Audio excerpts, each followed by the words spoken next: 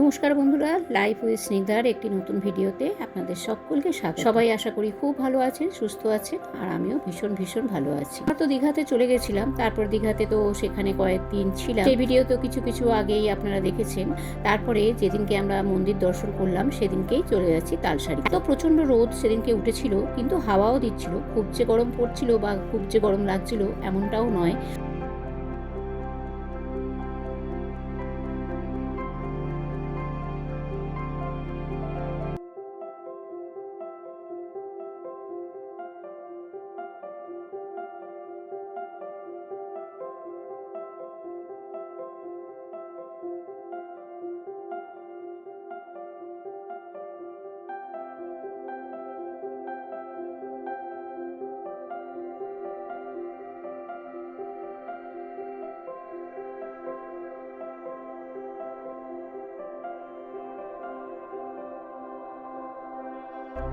প্রচুর এখানে মানুষের ঢল নেমেছে। আর খুব সম্প্রতি এখানে রাহুল বন্দ্যোপাধ্যায়ের একটা যে দুর্ঘটনা ঘটে গেছে সেইটা দেখার জন্য যেন আরো বেশি করে ভিড় বাড়ছিল। এর আগে আমি অনেকবার তালসারিতে গেছি, কিন্তু সত্যি কথা বলবো কি, তখন এই এত কিছু জিনিস আমার কেনার মতন এতটুকুও মন চাইতো না। কিন্তু এখন যেহেতু আমার নতুন কিচেন তৈরি হচ্ছে, তো ভাবলাম কিচেনের জন্য কিছু জিনিস কিনে নেওয়া যেতেই পারে। আর সত্যি বলবো কি, এত সস্তা এখানে। দীঘাতে এর থেকেও একটু দাম বেশি, তো এখানে অনেকটাই সস্তা পেলাম।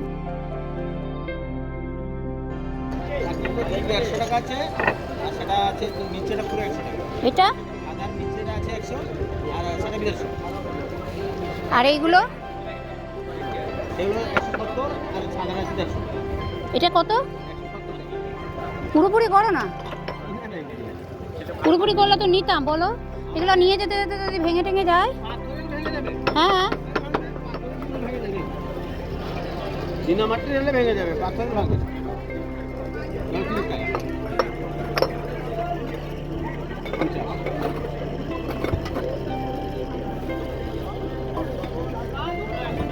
একটু কম করো না তুমি। 100 টাকা জিনিস আমি 50 টাকা দিচ্ছি, আধা দামে। দীঘা থেকে আধা দাম, এটা 50 টাকা। এটা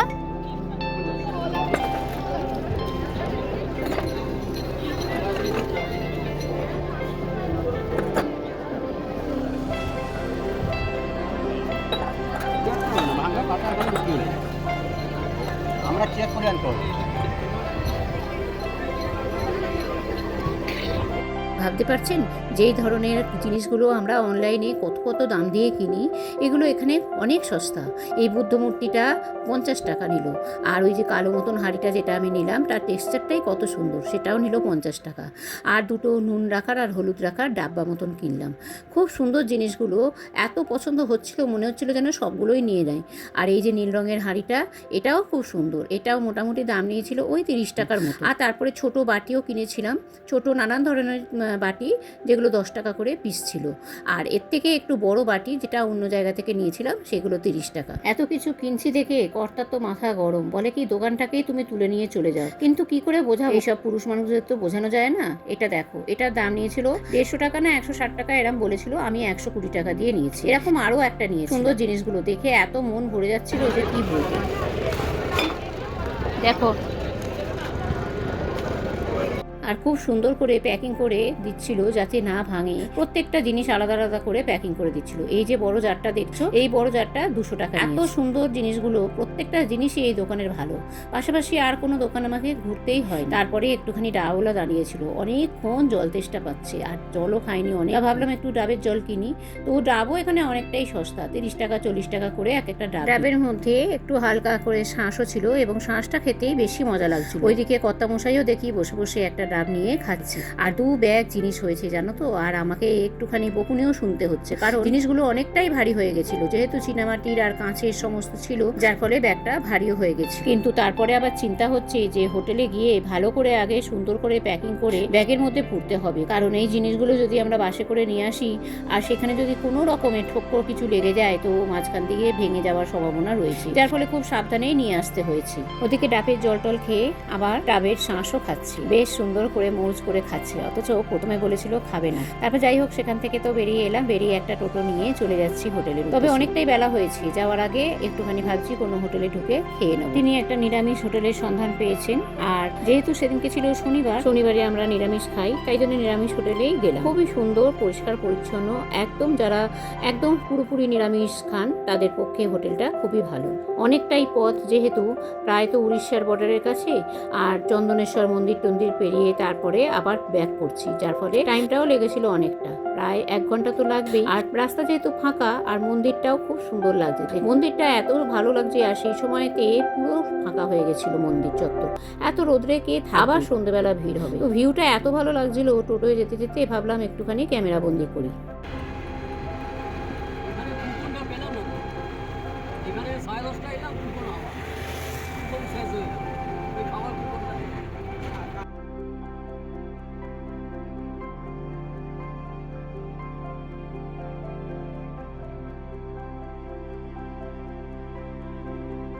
তারপর চলে এলাম আমাদের গন্তব্যে। তো যাওয়ার আগে হোটেলে একটু ঢুকতে হবে, হোটেলে ঢুকে আগে খেয়ে নিতে হবে।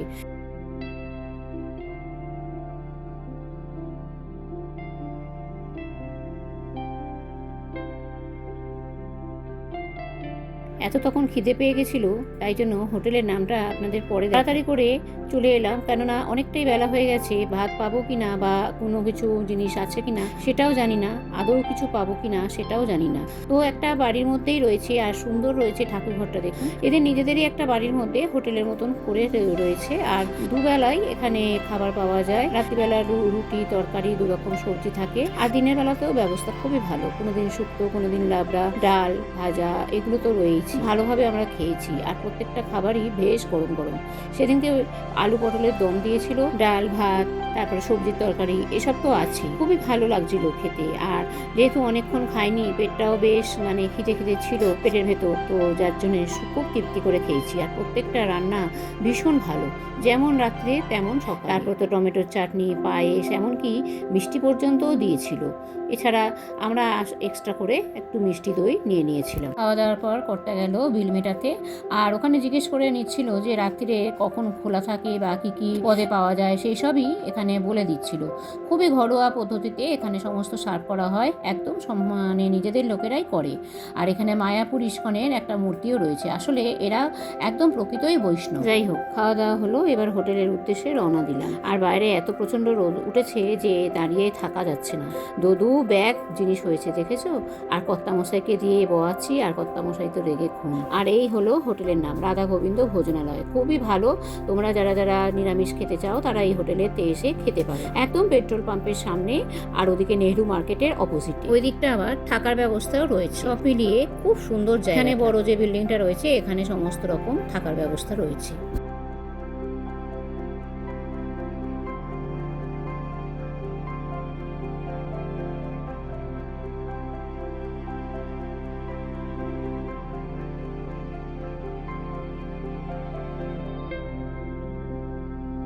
আর এই যে নেহরু মার্কেটের ঠিক অপোজিটে পেট্রোল পাম্পের একদম পাশে ভক্তিসাগর হোটেল। এত ভালো এখানকার ব্যবস্থা, খুব সুন্দর। নতুন হোটেল, হয়তো বেশি দিন হয়নি, তো ব্যবস্থা খুবই ভালো। আর এখানে তোমরা চাইলে থাকতেও পারো, আর এখানে নিরামিষ খাবারটা অবশ্যই ট্রাই করবে, খুব ভালো যত্ন সহকারে 2 বেলা খাওয়ানো হয়।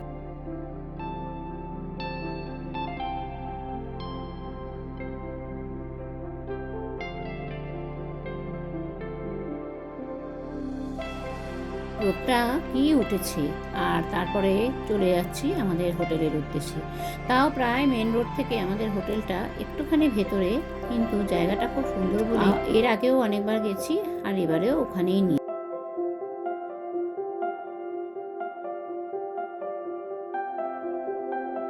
তারপর চলে এলাম হোটেলে, এবার লিফটে করে উঠবো বলে দাঁড়িয়ে রয়েছি। আজকে অনেকটাই পরিশ্রম হয়েছে, সকাল থেকে সেই বেরিয়েছিলাম, আবার একটু বিশ্রাম নিয়ে সন্ধ্যেবেলায় চলে যাব লেজার ঢেউসাগর বা আরও যে অমরাবতী পার্ক, সেগুলো তো আগে দেখেইছি, কিন্তু এটা এবারে নতুন হয়েছে, তাই ভাবছি ওটাই এবারে সন্ধ্যেবেলা যাব, একটু দেখে আসবো।